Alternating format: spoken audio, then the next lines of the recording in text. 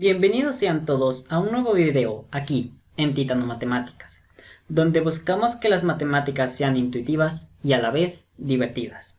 Bien, pues en este video veremos la clasificación y las propiedades de algunos cuadriláteros. Esto es un video continuación del tema anterior, clasificación y propiedades de los polígonos.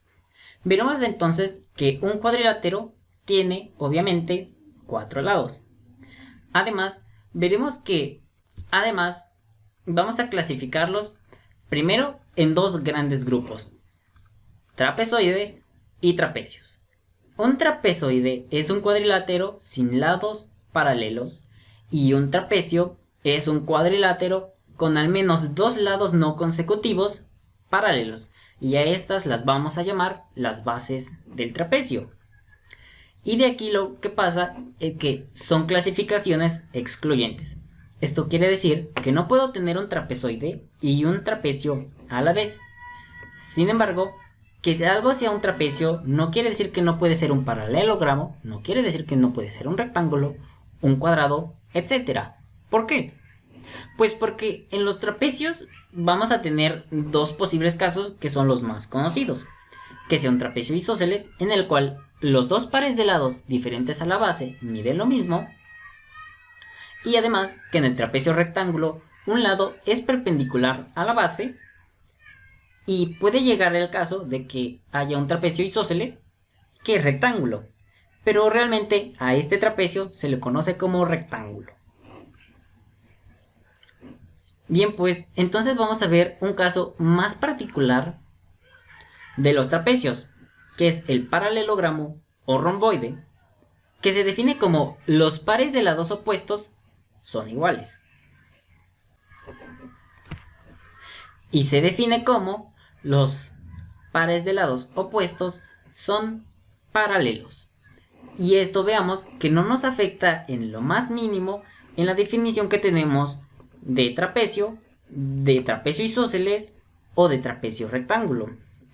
Un lado puede ser perpendicular a su base, y esto no implica que los pares de lados opuestos dejen de ser paralelos. Asimismo, si los dos pares de lados diferentes a la base miden lo mismo, y además son paralelos, pues entonces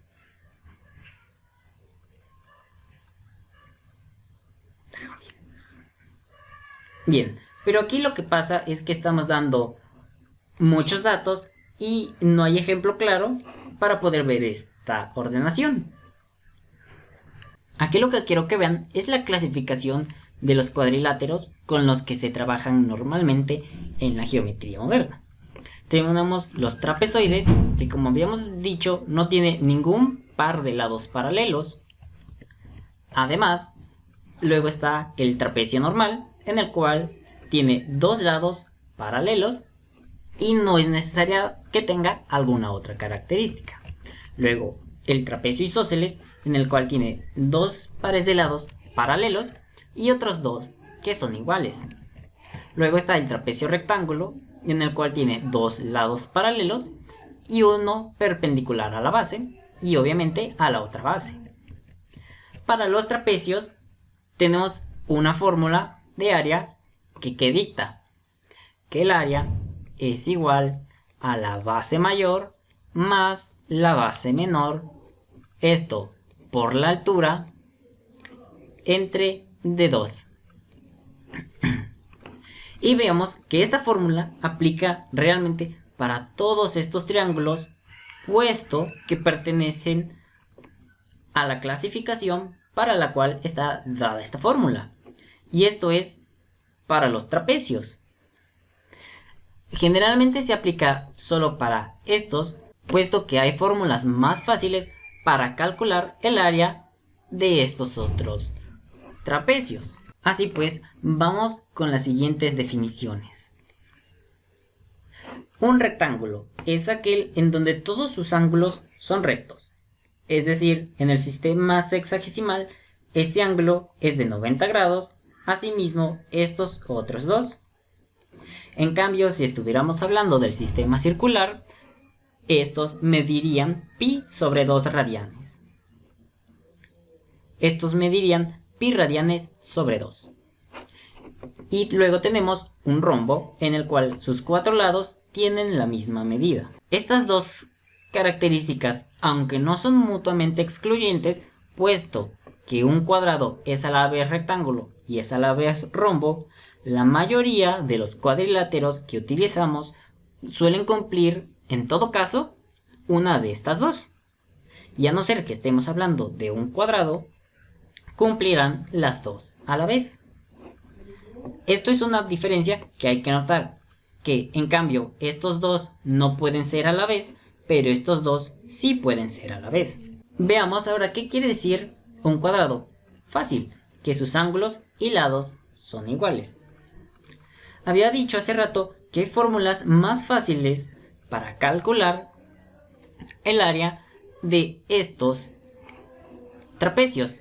Tenemos que esto es una altura y esto es una base. Si tomáramos este lado, entonces tendríamos que esto es una altura y esto es una base, que esto es una altura y esto otro es una base, esto es la altura y esta es su base respectiva.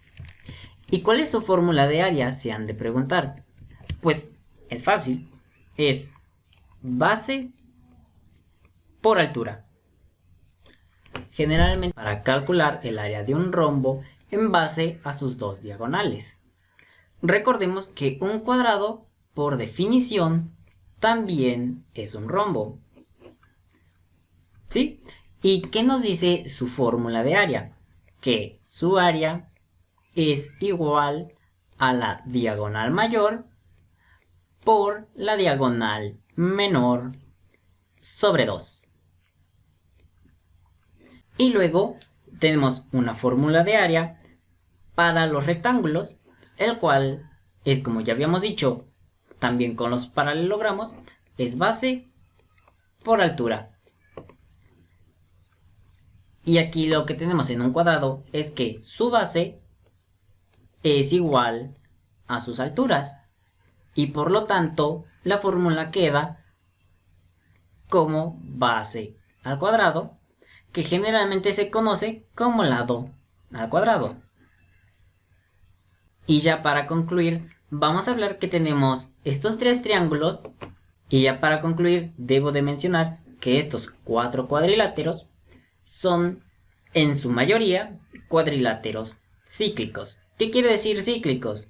Que si estos pudiéramos ponerlos en una circunferencia, entonces sus 4 vértices estarían dentro de ella. Esto no siempre se aplica para los rombos y no siempre se aplica para los paralelogramos en general. ¿Qué es lo que debe de cumplir un triángulo isósceles para que efectivamente pase eso? Pues debe de cumplir que tiene esta forma. Es decir, que este ángulo de aquí y este ángulo de aquí es menor o igual que 90 grados. Y pues obviamente este y este otro son mayores que 180 grados. Cosa que no se cumple para todos los paralelogramos, es que si tomamos de un ángulo menor de 90 grados, los cuales tiene que ser, porque si no, lo que pasa es que es un rectángulo, el cual ya sabemos que es un cuadrilátero cíclico. ¿Qué es lo que pasa? Que si partimos de un ángulo menor de 90 grados, este ángulo es mayor que 90 grados y este otro también es mayor que 90 grados y por lo tanto no es un cuadrilátero cíclico. ¿Sí? Otra cosa que también hay que mencionar es que de los trapecios rectángulos podemos partir hacia los rectángulos o los cuadrados directamente. Y bueno, eso fue todo. Si este video te gustó o no, házmelo saber en la caja de comentarios. Te recordamos que tenemos un curso de geometría, así como uno de Olimpiada en general, ambos empezando desde cero. Búscalos en la descripción de este video. ¡Hasta luego!